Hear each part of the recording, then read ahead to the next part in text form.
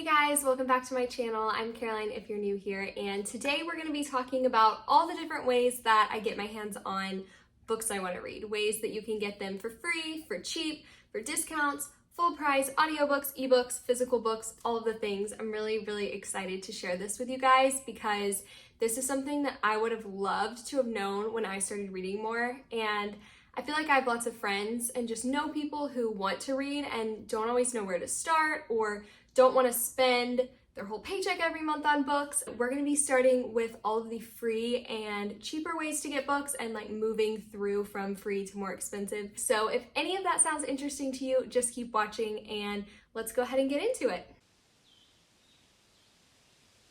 The first thing that I am always going to recommend to anybody and everybody who wants to read is to go get a library card. I can't tell you how many people I know who want to read or read and they don't have a library card. So if that is you, go get a library card. It's so fun and it's a great way to read and get free books and meet people in your community. It has so many benefits. I highly recommend going to get a library card. I always think of, I don't know if anybody else grew up watching like Arthur. I feel like it was kind of an older show, but there's this episode where they get a library card and they sing like, having fun isn't hard if you've got a library card. And I feel like me and my brother used to sing that all the time because it's just like catchy. But it's so true. Like if you want to have fun, go get a library card. So anyways, this could be the local library like in your suburb, in your small town. If you live in or near like a larger metro area, a lot of times you can get a card with their like city library, even if you don't live in the city limit. So that's a great thing to check out. Universities sometimes will offer library cards to the public, or sometimes larger churches have libraries that they let people borrow from. So check out all the options in your area, and especially for some of the next things I'm going to talk about for like free ways to get books, having a library card is essential. It's really important. So definitely start with this if you haven't already. The next category I'm going to talk about is more ways to get free books, but this specifically is going to be borrowing apps that you can use in conjunction with your library card. So I'm going to talk about 3 different apps where you can put in your library card, and if your library has like a partnership with this app, you'll be able to access their like full digital library of books right from your phone or your Kindle, which is awesome. So specifically for these apps, I'm going to be talking about ebooks and audiobooks. So obviously if you go to your local library, you can get physical copies of books, but these specifically will be ebooks and audiobooks. I also wanted to mention in this vein when I'm talking about apps that I am working on a video that is all about like top apps that I use as a reader, the ones that are most useful and popular and helpful and that I use every day when I read. So if you're interested in that, definitely subscribe because that video will be coming soon. The first app I'm going to talk about is the app Libby. I absolutely love the Libby app. I use it every day. I've told so many people about it. Libby is a library borrowing app like I explained before. So essentially it works with your library. If you have a library card, it's really easy. You just put in your library card and then you get access to a bunch of books. So for example, this is my Libby app and this is the What's Popular by books. So you can see like Fourth Wing, Lessons in Chemistry, all of these things. And the way that Libby works is just like your library would. They have holds. So if a book is not immediately available, you can put a hold on it. And then when it comes available, you'll be like in line to get it next. So for example, Fourth Wing here, I can click place hold and it will tell me, okay, it's about 10 weeks of a wait. And then I would just click place hold and I would get in line. I would get a notification when it's ready for me to read. And then I believe I have mine set. I can borrow the book for up to 21 days. That might differ between libraries, but once I have it, I have 3 weeks to read it and then it will automatically return it back to the library when I'm done. But then there's also books. So for example, Remarkably Bright Creatures right here. This is a this is a general fiction book I've actually been kind of interested in reading. So I can just go here, I can click borrow, it's available immediately. I'm going to change this to 21 days instead of 14. And then I just click borrow and it will automatically show up in my library. Another one of the great things about Libby is that now I can go to this book that I borrowed, I can click read with Kindle, and it will automatically sync and I can read it on my Kindle, which is awesome. So it's a major pro of Libby, and that is essentially how the Libby app works. Another app that you can also borrow from if your library works with them is called Hoopla. And the main difference between Hoopla and Libby is that on Libby there's holds and on Hoopla there's not. So essentially Hoopla's entire catalog, you can borrow any book from at any time. But whereas maybe on Libby, you can have 20 holds and 20 books out at once or something, for example, depending on what your library does. Hoopla, you might only be able to borrow 5, or my library is 8 books a month.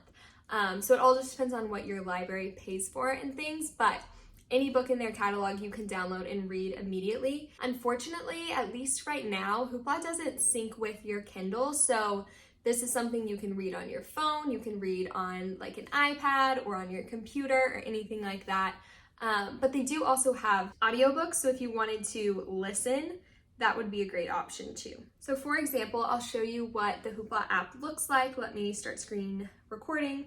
So this is the popular books page. So you can see like all of these popular books. I can scroll through the Hunger Games, all of these things. Let's say I want to borrow the Lonely Hearts Book Club. I would just click on it, click borrow. I get to borrow it for 21 days.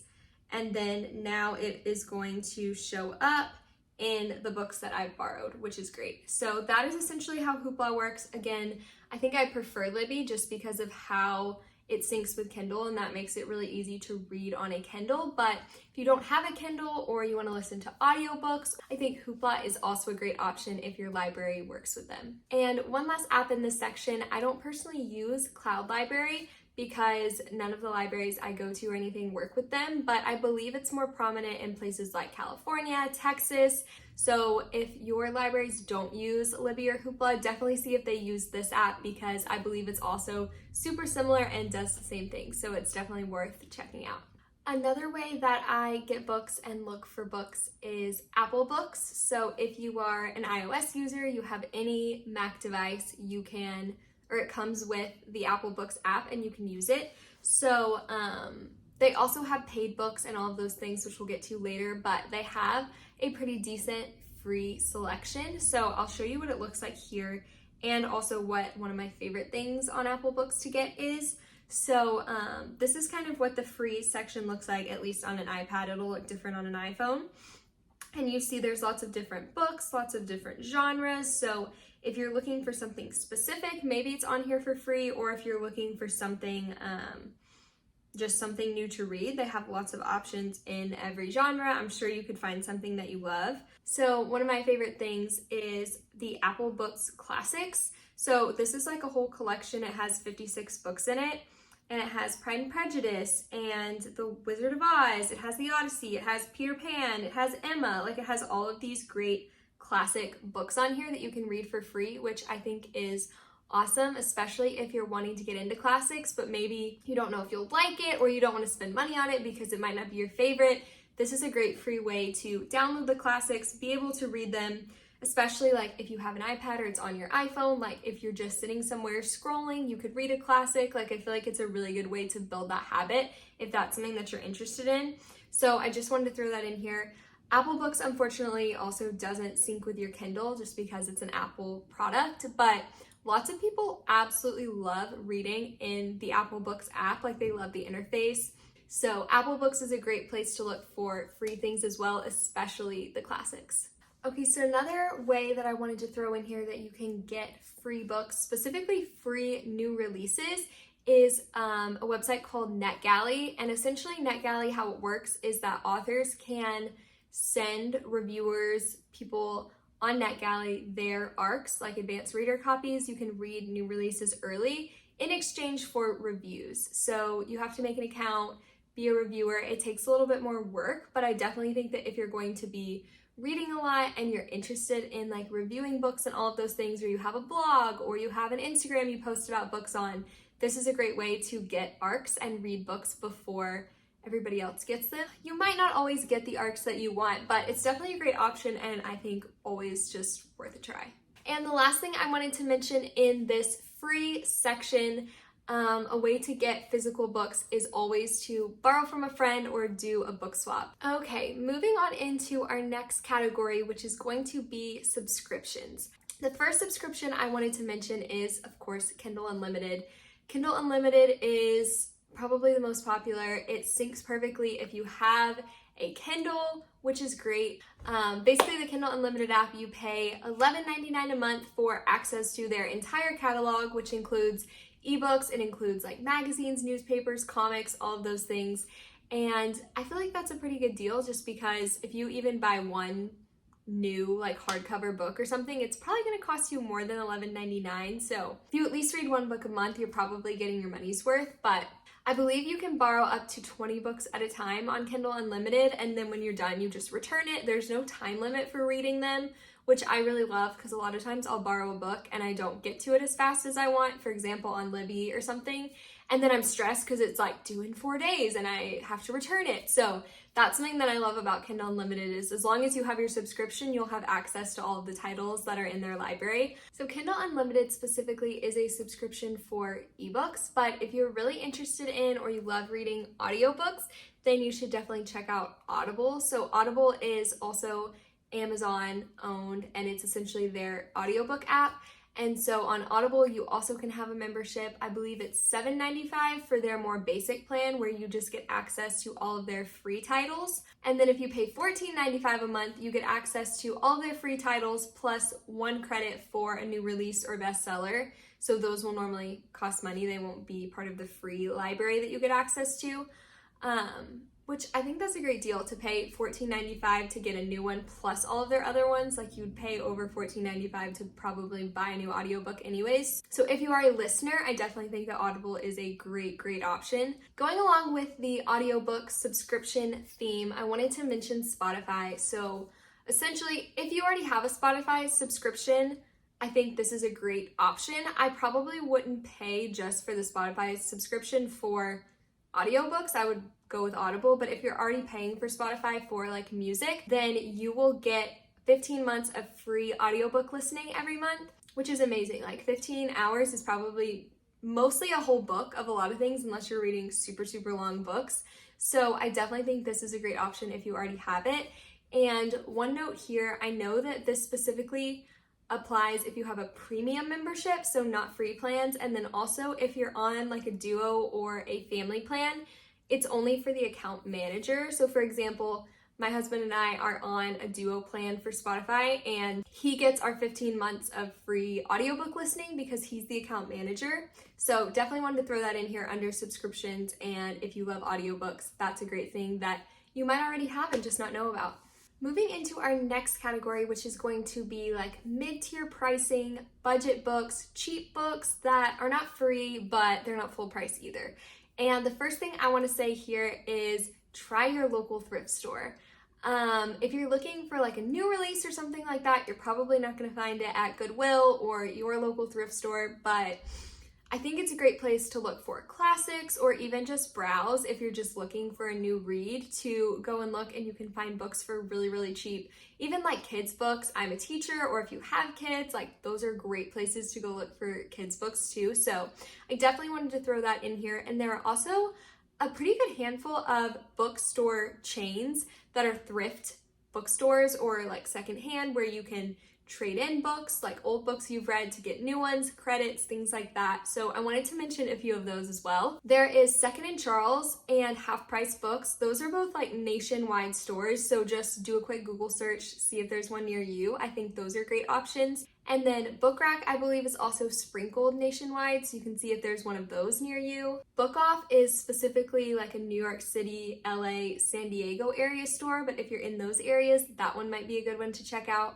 And then McKay's is actually local to me here in Tennessee and North Carolina, so that's a great one. I'll take my old books, trade them in, get credit, buy new ones. You can browse for hours because they're huge stores, so I love that. And then there's also Bookman's, which is, I believe, like an Arizona-based store, so just wanted to throw some different options out there for you depending on where you live and what's nearby. But I definitely think shopping secondhand and thrifting books is not only more cost-effective and affordable, but also just fun for that like treasure hunting aspect you get when you thrift. And then some online websites too, if you don't have one of those thrift stores near you, or you would just rather search it easily online and not have to scour through bookshelves upon bookshelves of books, then there is Thrift Books is a great one.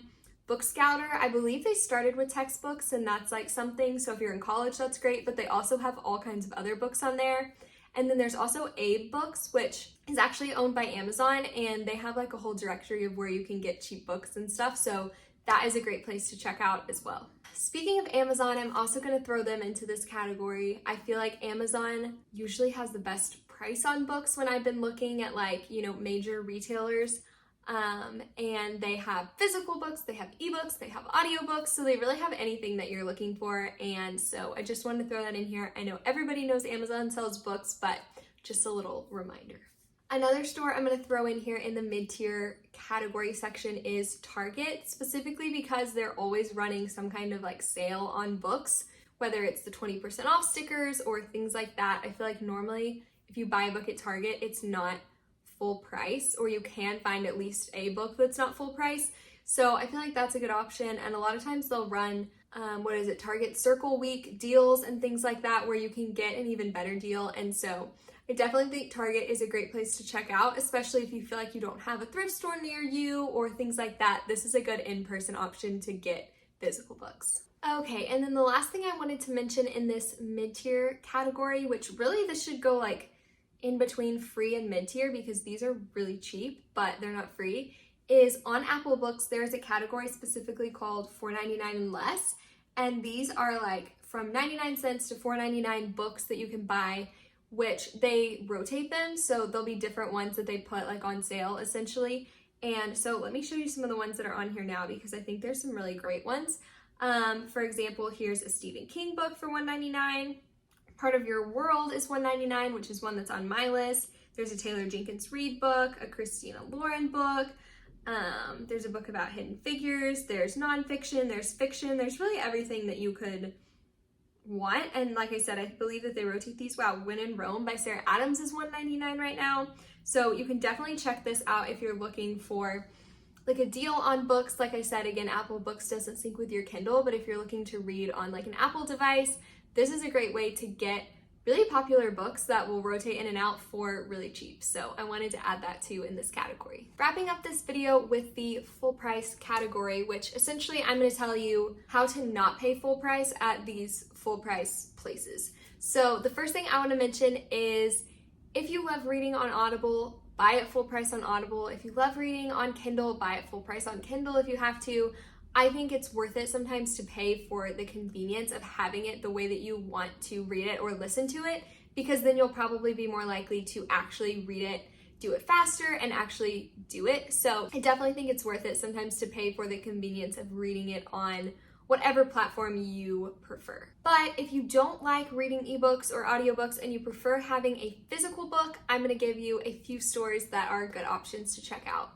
The first one is going to be Barnes & Noble, of course. Barnes & Noble is a tried and true book lover's paradise. Even if you don't buy anything, it's so fun to go browse around. Barnes & Noble has a basic rewards program where when you spend $100, you get $5 back. So even if you're not going there a ton, it's worth it just to join with just your email so that you are making $5 on all the $100 that you spend. And then for $39 a year, you can get their like more premium membership, which gets you like free shipping, it gets you 10% off of books, and one free ebook a month. So I think that for $39 a year, if you are buying a lot from Barnes & Noble, that's definitely worth it because you can get books shipped to you and you get 10% off. So that's definitely a way to save if you're going to be shopping at Barnes a lot. And then similarly to Barnes & Noble, there's also Books A Million. So if you don't have a Barnes near you, you might have a Books A Million near you, and they have a similar membership model where you can pay $25 a year